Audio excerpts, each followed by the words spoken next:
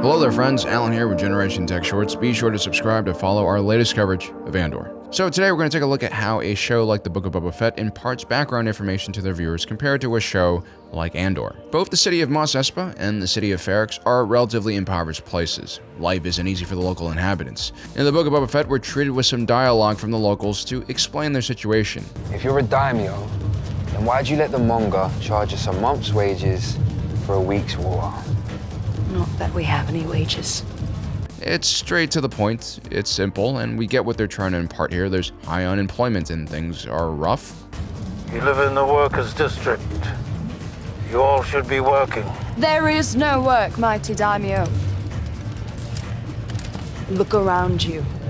You know, actually, you shouldn't have asked me to look around. These two chaps in the back actually look like investment bankers. They don't look impoverished. They look like they're on the wrong planet. How do we know that things are rough on Ferrix? Well, take a look at this droid. Look at the damage on him, the scuffs and marks, which is completely different from the scooter gang's finely polished vehicles with all of those chrome mods on it and fresh custom paint jobs. Look at the inside of poor Tim's house on Ferrix. He's a floor manager at a salvage yard. It's a decent job, but his house is definitely not luxurious. You see patches of exposed brick, missing tiles, poor lighting.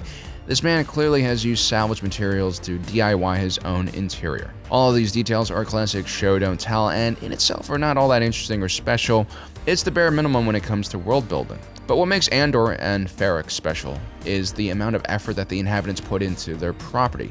Yes, Tim's house won't be highlighted in an interior decoration holo magazine, but he keeps it clean and neat and takes care of it. Same thing with the droid. It's got a lot of wear and tear, but it's definitely loved and taken care of. Take a look at this wall of safety gloves. These can't be that expensive to buy, but each pair of gloves get their own place on the wall. They aren't squished together or thrown haphazardly into a box for people to collect, and clearly each one is assigned to a specific person. They're not shared. And so the Andor TV show is not only telling us that the people on Ferrix are relatively poor, they also really cherish what little they have, which makes them all that more endearing to us, the viewers. The scooter gang, on the other hand, might say they're poor and jobless, but we don't really buy that because they clearly have money to buy a bunch of new augmentations, new threads, and brand new speeder scooters. Clearly, on the world of Ferrix, there are layers and layers of detail for the viewer to unravel or just subconsciously soak in, which is why it's a lot more believable.